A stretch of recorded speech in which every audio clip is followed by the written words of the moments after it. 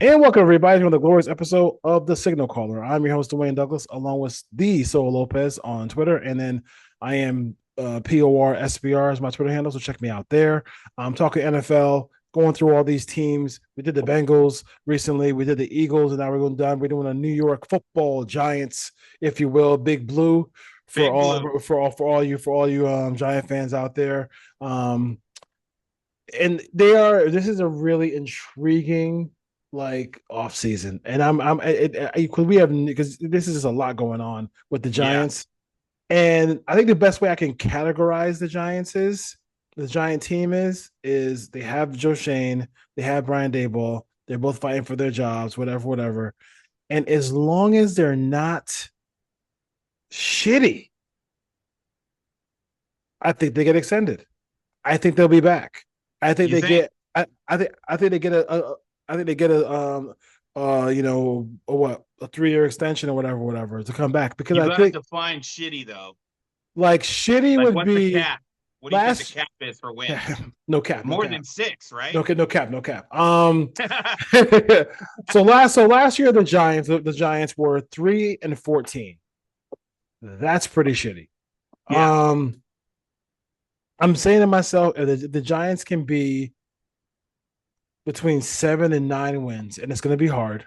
But 7 to 9 wins, I think you can make the argument, especially if, like, let's just say down the pike here, and you're getting late into the season.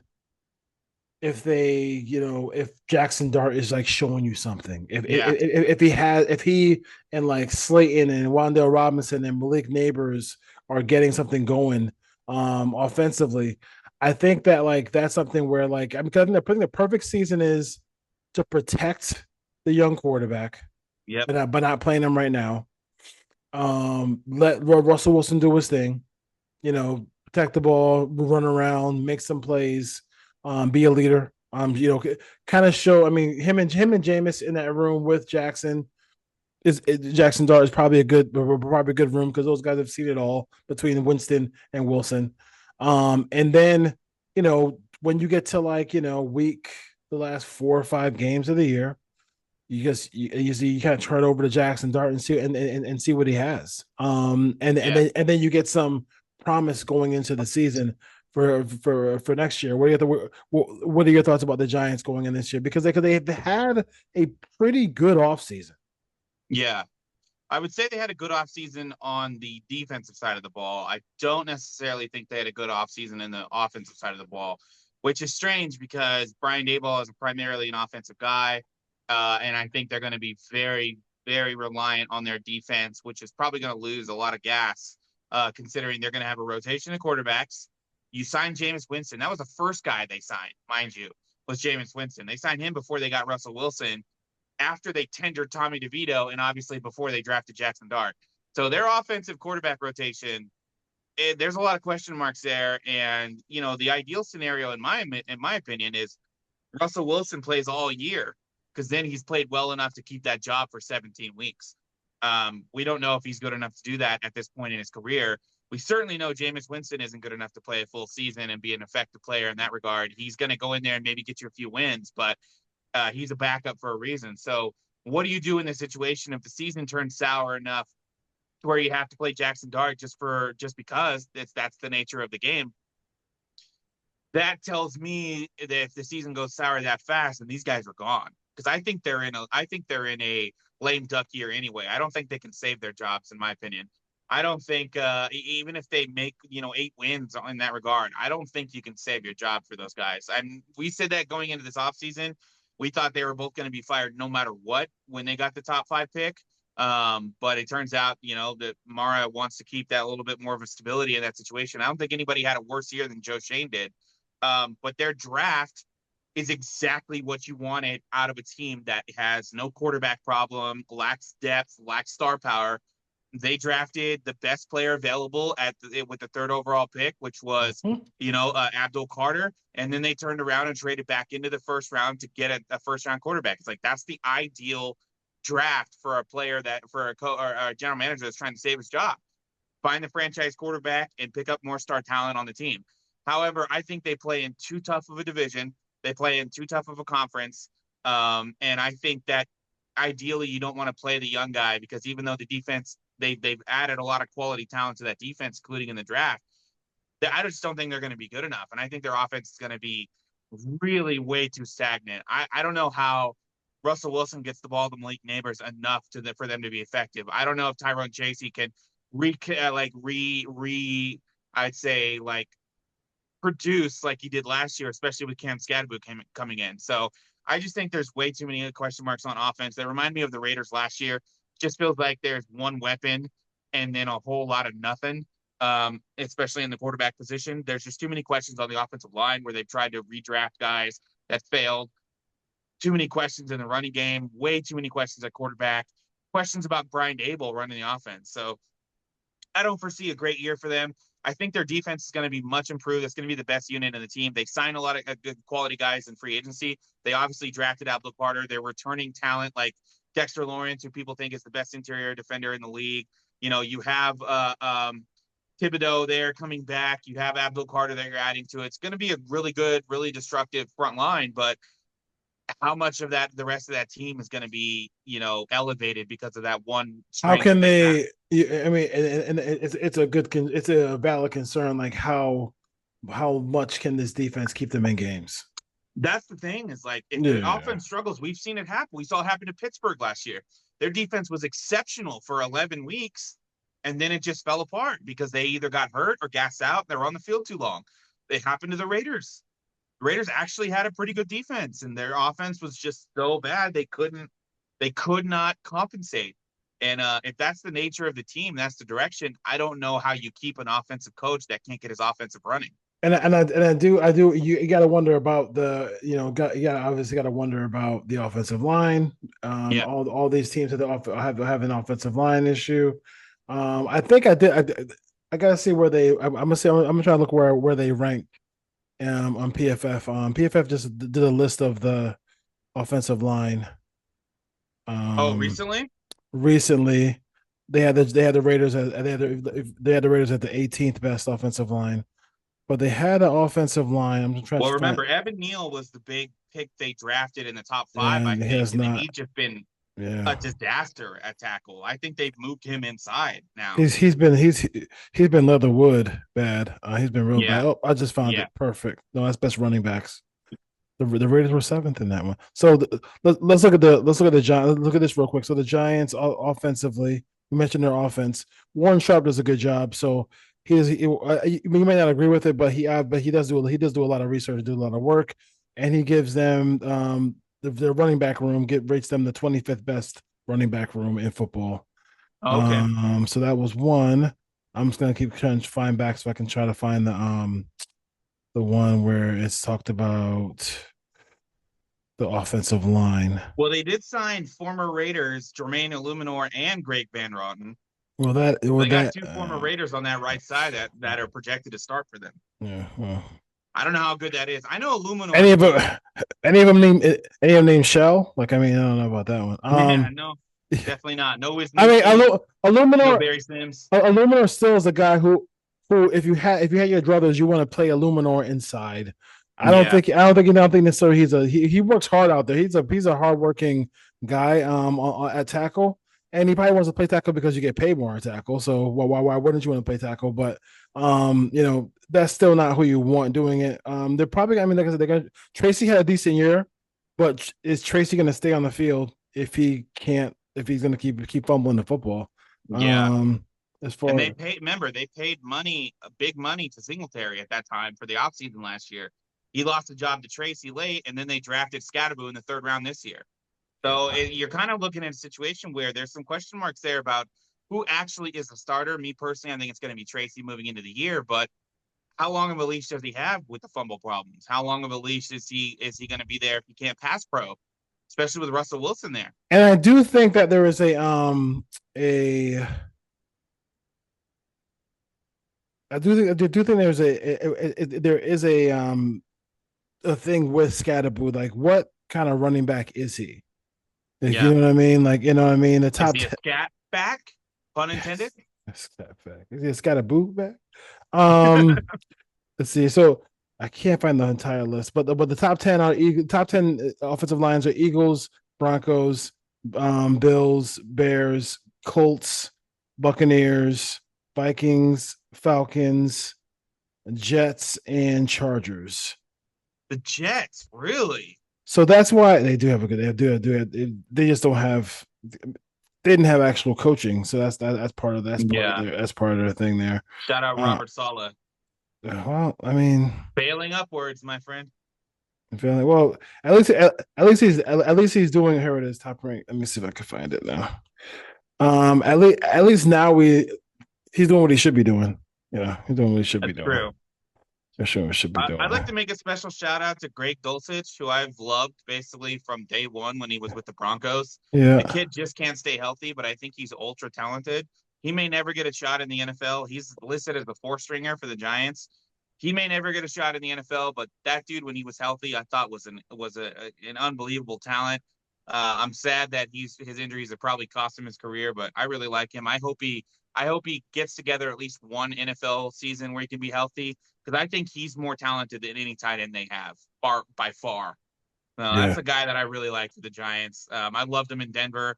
He just couldn't stay healthy, but they All need right, pass catchers, and I think he's better than any of those guys. here we go. Hold on.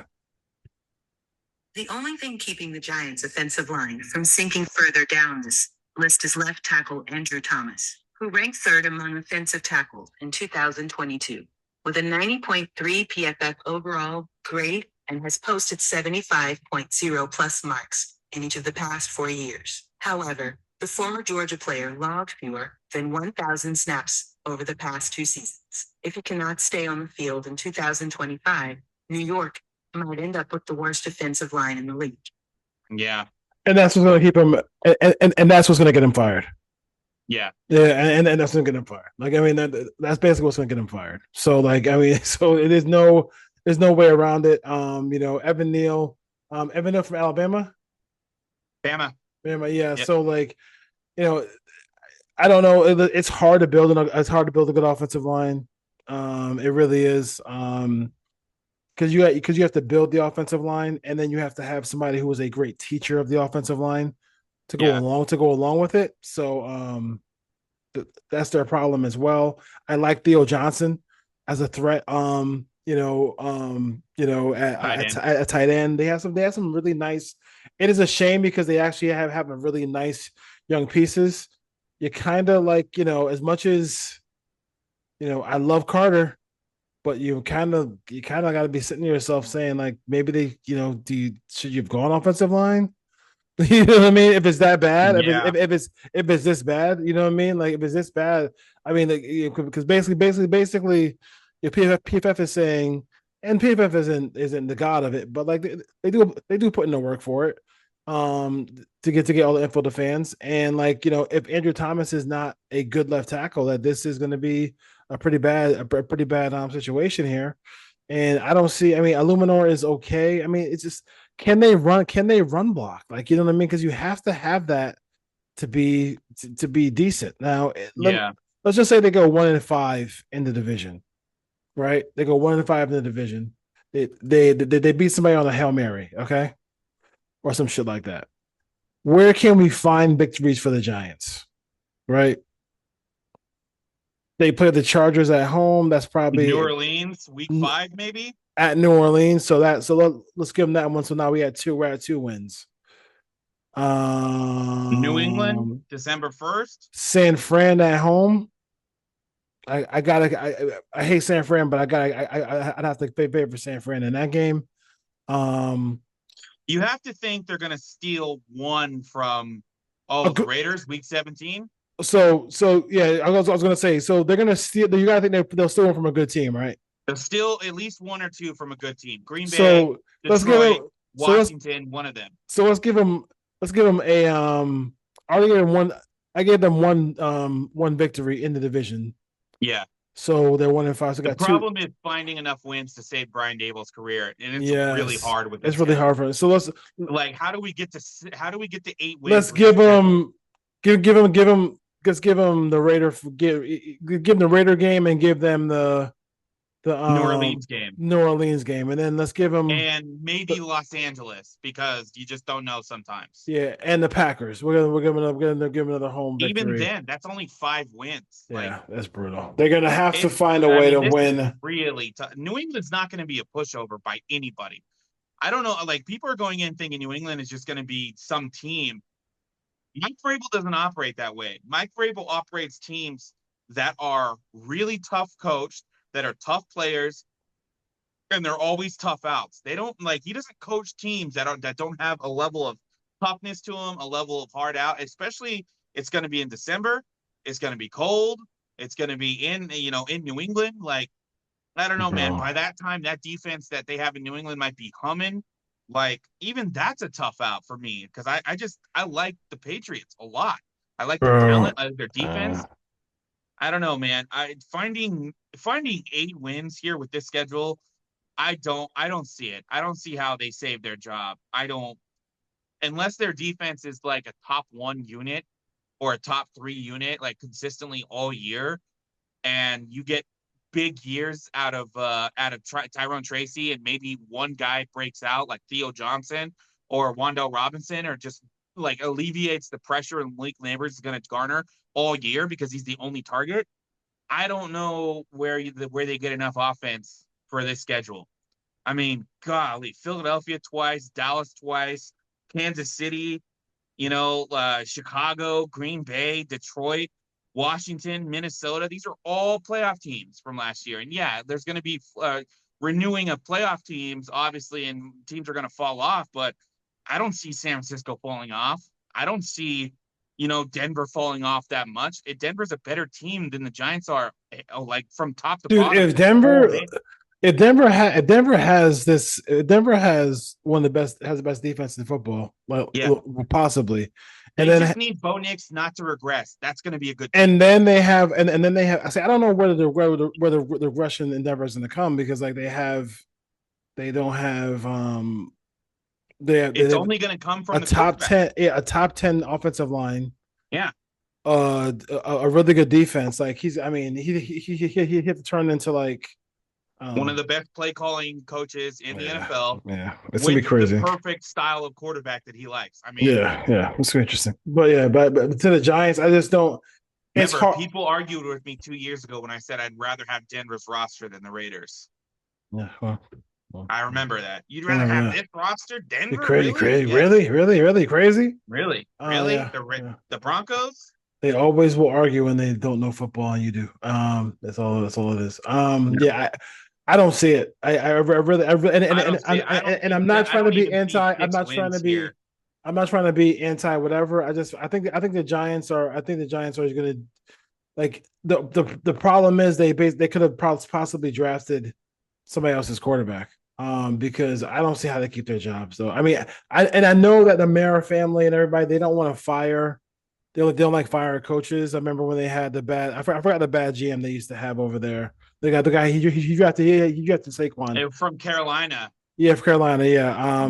But I mean, you can't. What are you gonna do? I mean, he wasn't very good after that. They should have never fired Jerry Reese, in my opinion. Oh, okay, yeah. It was Gettleman, I believe. Yeah, Gettleman was the guy. So I just don't. Yeah. Sometimes you are. Sometimes Jerry Reese was a 2-time Super Bowl winning general manager. I mean, I bet they could have been. I bet the Giants could be better, and only win 5 games. But that's true. They have a little bit more structure to that team. They could look better. They could lose games 27-24. A bunch of these games, like they could be much better, and end up being, and I don't see how they could. They could end up cleaning house anyway, and the next guy inherits a better team. I know, but even then, like, how do you make strides in this division, bro? Yeah, it's tough, man. You have to hope this division is really hard. You have to hope that Jackson Dart's a guy. That's it. That's where your play is. You have to hope that guy is like a Jordan Love type, where he's going to take him a couple years to get it right. But once he gets right, he's going to be, a terrific talent, and he's going to be able to get you to 9 or 10 wins. That's the hope. This is, I mean, and this is the thing, like, when you have a division where you have three, like, forget about having like one quarterback. When you have three quarterbacks in their prime, this is the same thing the Raiders are facing too. When you have three quarterbacks in their prime, life is hard, bro. Yeah. Life is fucking hard, bro. Yeah, it's tough. Life is And not hard. only that, but I mean, most people consider Dak a fringe 12 to 13, 14 guy, but when he's on, he's a Give top me, five quarterback. give me I mean, Dak. you Give it, forget he was second team all yeah. pro just 2 years ago. That guy can throw 4,000 yards and over 40 touchdowns or Yeah. over 35 touchdowns. Like he can do that for that team. And yeah, sure, he might be an every other year guy, which means this is his year to be that guy again. So even if you want to say that he's not quite at that level anymore, or he might not get back to that level, he's still better than anything the Giants have by a country mile. Yeah. So it's just then you have Jaden Daniels and Jalen Hurts. You have two of the best young quarterbacks in football. One's coming off a Super Bowl MVP. The other one's coming off one of the best rookie years we've ever seen out of a rookie quarterback. I mean, this is the difference. Like when I was looking at the roster and the depth chart for the Giants, it's a little weird because they run the base 3-4, right? Yep. They traded for Brian Burns and they drafted Abdul Carter. Where does that leave Kayvon Thibodeau? He's not a 3-4 defensive lineman. So you're going to rotate out a guy you drafted in the top 5 2 years ago because you drafted another guy like him in the top You know what's three? crazy is that, like, the crazy is they have the crazy shit about the Giants is really simple too. Is like, damn it, like if they had a team that could have a lead,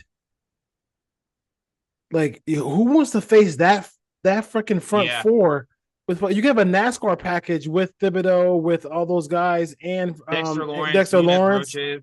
I Yeah. mean, like that's a really good. That's scary, dude. That's scary as hell, dude. But are they going to be able to have leads? All I mean, if they can get people in the third down, 3rd and 10, like that's really formidable. Like, If their yeah, offense can't compensate, the offense of the other team is going to neutralize that pass rush pretty effectively by running the football. yeah, If all that's expected is the offense, is going to like has to score 20 points for the opponents, yeah, which would be a good defensive unit. That would probably be a top, 13 unit if they held opposing offenses to 20 points. But if your offense is scoring 17 a game, those are automatic losses. And that's kind of, that we've seen that as Raider fans over the years. If your offense can't compensate for a defense that's playing well, even in a half of football to get you the lead, you're going to be neutralized. Your greatest strength on defense is going to be neutralized by game planning with the lead.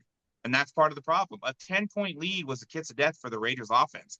I imagine a 10-point or a 2-possession lead would be the similar situation to this team here with this roster on offense. So if they can't get it together, whether that's by running the ball effectively or well with their trio of running backs or by generating points and scoring from their offense, if they just can't do it, you're not going to be able to sustain any kind of consistent defense with that, no matter how good your players are. We've seen it. Like I said, we saw it with Pittsburgh. Pittsburgh has a better defense than the Giants do this year. They did last year. They were unbelievable for the first 10, 11 weeks of the season. However, what happens late in the season, it gets later. Offenses start to gel more. The injuries start to pile up on defenders more than it does on the offense late in the season. Then it becomes a situation where your guys are not as effective. And if yeah. this defense isn't effective early and often in games, I don't see how the offense is going to generate that time, especially with this bad of an offensive line. With a quarterback who doesn't want to run anymore and a running back that we don't even know if he's good or not. A lot of questions, man. It's a tough out. They have a Yeah. lot of talent. I think they're going to be good on the defense. I think they're going to have an offense that has a massive learning curve. You want to get Jackson Dart experience, but you don't want to put him behind an offense and an offensive line or a lame duck coach that's trying to save his job in this season. If he plays 4 games, maybe that's the best thing. If he plays no games, maybe that's the best thing. But if we see Jackson Dart week 7, Brian Daboll's getting fired. Joe Shane's getting fired, probably mid-season.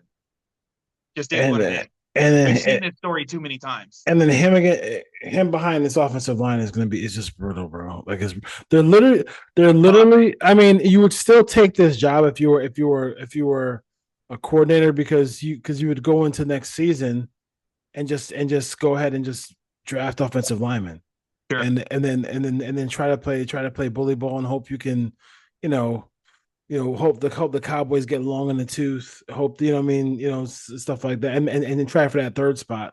In the division, the Cowboys are good enough to even be the second team or even win the division as well Yeah. too. So you gotta watch for that. But yeah, I'm looking up and I down it. mean, It's a hard shot. Mike Kafka is their offensive coordinator, but Brian Daboll is going to be calling plays, and then you got Shane Bowen, who was a pretty good defensive coordinator, but Kafka's a name that gets thrown around a lot for head coaching jobs. he does, You he hear his does, name a lot. You heard he it a lot in does. Kansas City when he was there.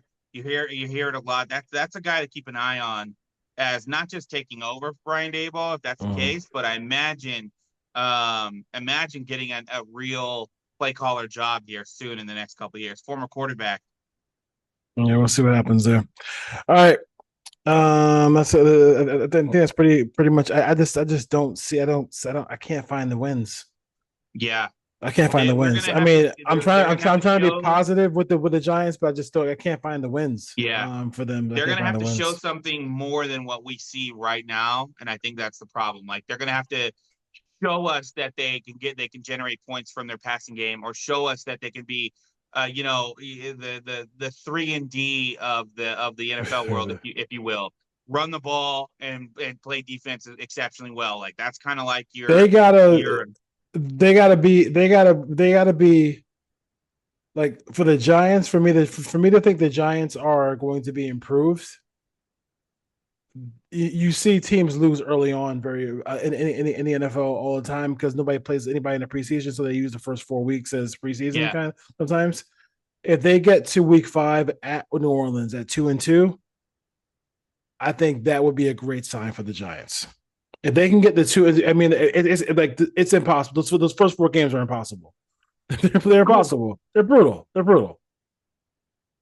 But if they can get to that game, not 1-3. Remember, there's always going to be week one shenanigans as well. Always, it never fails. There's week one shenanigans. Exactly. Remember, Exactly. Pittsburgh beat the Super Bowl favorite Buffalo Bills like 31-3 or something like that. Exactly. And Yeah. it was like, oh my God, is Pittsburgh for real? And then the Bills won 12 games after that. So week one shenanigans you can Or account for, or but when Ty Law went from the Patriots to the Bills, and then Malloy, no, it's Lawyer Malloy. Malloy, Yeah. and they destroyed the Patriots. Yeah, it Yeah. was Yeah. third. So They beat them yeah. like 34-3 or something like that in that opener. Yeah, and then they went on to win the Super Bowl. Yeah. Exactly. So we'll see. All right. All right. Giant fans. Good luck, Giant fans. Good luck. Giant At fan. Hey, least you guys listen. got a quarterback. Hey, listen. Giant fans. You gotta hope that you have a season like the Giants are having in baseball. Yes. Because right now, Not right like now, the Braves. Not like the Braves are having.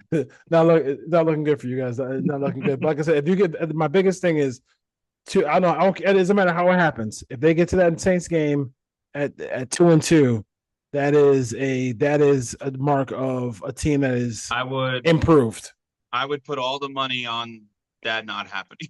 Yes, but listen, until the games are played, yes, Washington at Dallas, then home with Kansas City and Los Angeles is there's way more chance they're going to be 0-4 than there is I think they're going to be 2-2.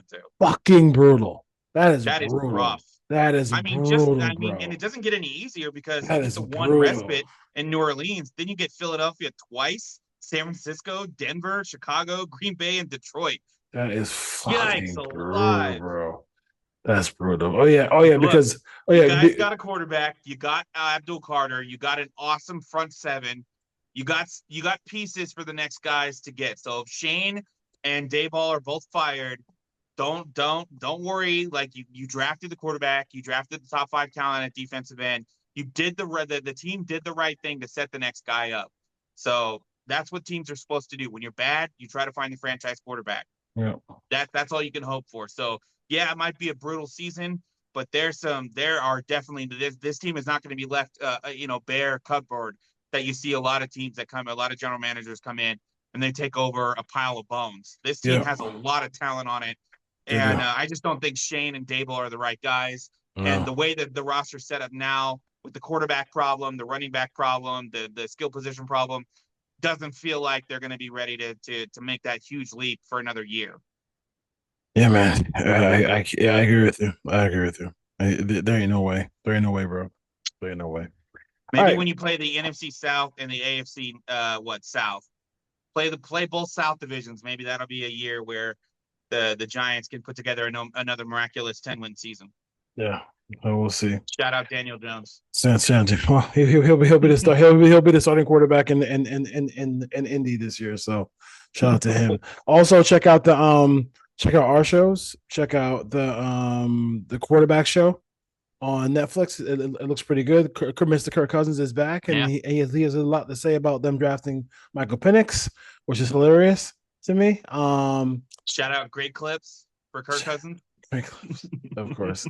And then that's pretty much it. So see you guys next time. Take care. Deuces.